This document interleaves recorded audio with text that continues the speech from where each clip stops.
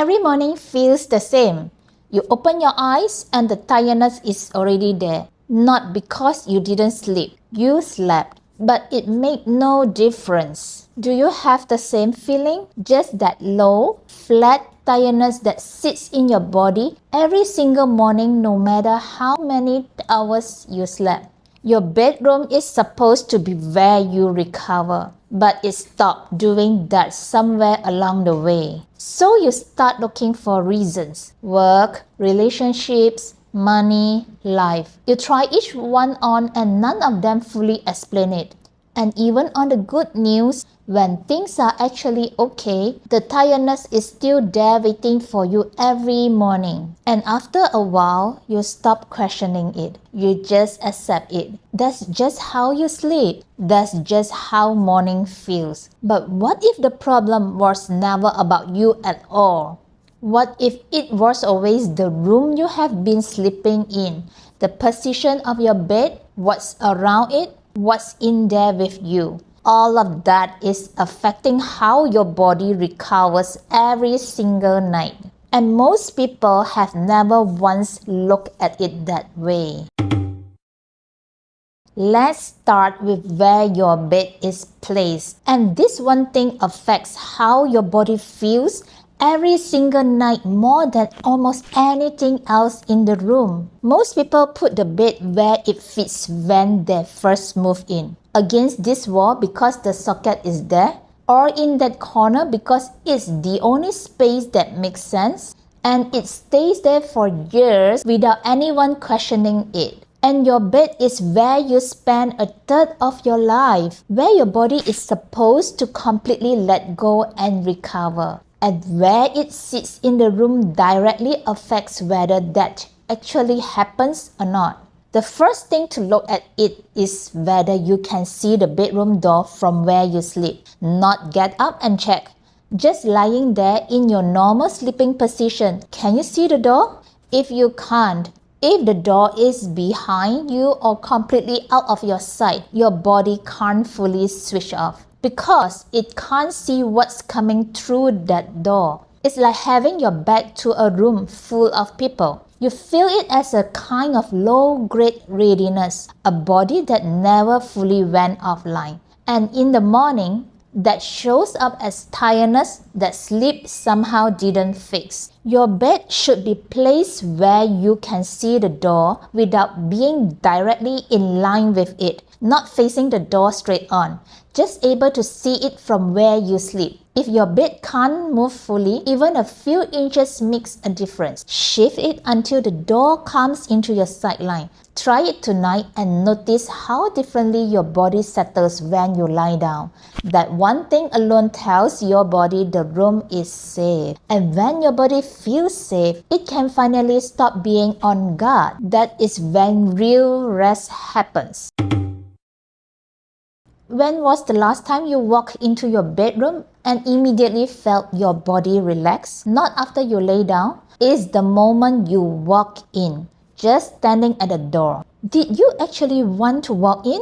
Most bedrooms are carrying way more than they should. The wardrobe that doesn't fully close anymore because it's packed to the edge. The chair in the corner that stopped being a chair a long time ago and became a place where clothes live. The beside table stacked with books, chargers, things you meant to put away. Boxes under the bed, a second rack of clothes because the wardrobe ran out of space. Everything has a place, but the room is full from wall to wall. Your body has to walk around just to get to the bed. Turning slightly here, stepping around something there, being careful not to clip corner of the cabinet. You do it so many times you stopped noticing, but your body keeps track every single time. Think of the energy in the room like air. It needs space to move. When a room is packed from wall to wall,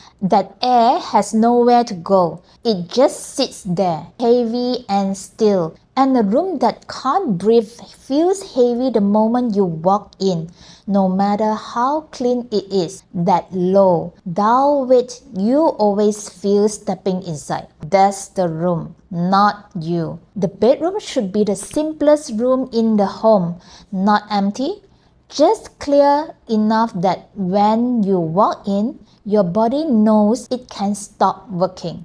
One clear path from the door to the bed, enough space on both sides of the bed to move without thinking. Nothing on the surface that reminds you of something you still need to do. You don't need to throw everything away. Just ask one question. Does this need to be in the bedroom? A lot of what's in there probably doesn't.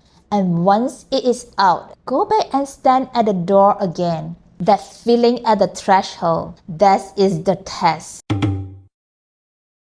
A bedroom can look perfectly tidy, nothing obviously out of place, and still feel heavy in a way you can't explain. Look around your bedroom right now. Does anything in there carry a difficult memory? Photos, cards, gifts, or furniture from a past relationship? Even the room itself, if you once shared it with someone and that didn't end well. You might think you have moved on, but part of your mind never fully let go. Objects hold the weight of what they represent. A gift from someone you have a complicated relationship with carries that complication into the room with it. A bed you once shared with someone still holds the shape of the person even after they are gone. Not in any mystical sense, just in the way your body remembers. The way a smell or a texture can bring something back before your mind has time to catch up. That is what's happening in the room. And your body feels it even when your conscious mind has moved on. This is not about being cold or throwing away every memory. It's about being honest with yourself. Does this thing make me feel heavier every time I see it? If the answer is yes, it doesn't belong in the room where you sleep. Remove it. If you are not ready to throw it away, just move it out of the bedroom.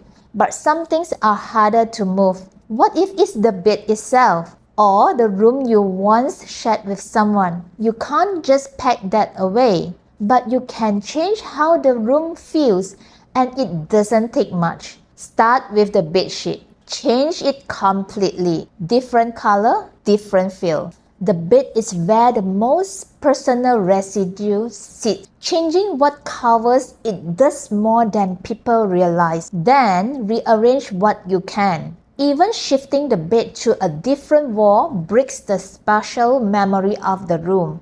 Your body stops automatically associating the layout with that person. Add one new thing that is completely yours. A decoration, a wall photo, a lamp you choose for yourself. Something that says, this room belongs to me now. And then open the windows, all of them. Let fresh air move through for at least 30 minutes. All energy needs somewhere to go. Air moving through the rooms gives it a way out. And sometimes getting the room back starts with something as small as that. One new thing, fresh air, a sheet in a different color, small changes, but the room starts to feel like it is yours again. Now, this one a lot of people know they are guilty of, but haven't done anything about. Bringing work into the bedroom.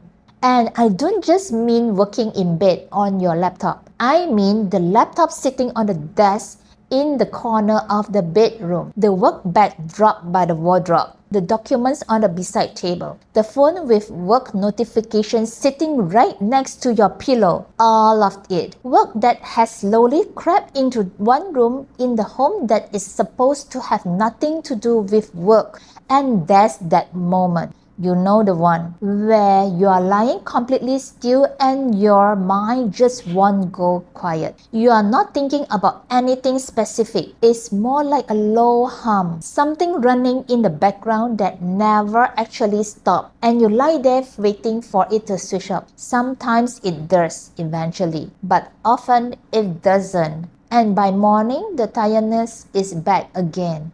The room never stopped being a work room, and some part of you knew that the whole time. Work items don't belong in the bedroom. The laptop goes into another room at the end of the day. The work bag stays outside of the bedroom door. Documents go on the dining table or desk in the living room.